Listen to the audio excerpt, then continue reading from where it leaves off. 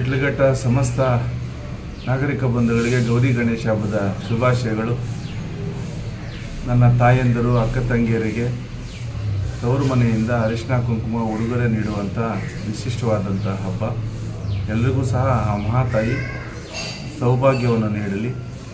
ಜೊತೆಗೆ ಗಣೇಶನ ಆರಾಧನೆ ಮಾಡುವಂಥದ್ದು ಯುವಕರು ಎಲ್ಲರೂ ಸಹ ಸೇರಿ ಭಾಳ ಪ್ರೀತಿ ಪಾತ್ರವಾದಂಥ ಗಣಪನನ್ನು ಕುಂಡಿಸಿ ಅವನಿಗೆ ಪೂಜೆ ಸಲ್ಲಿಸಿ ತದನಂತರ ಎಲ್ಲರೂ ಒಗ್ಗೂಡಿ ಒಗ್ಗಟ್ಟಾಗಿ ವಿಸರ್ಜನೆ ಮಾಡೋಂಥ ಒಂದು ಸಂದರ್ಭ.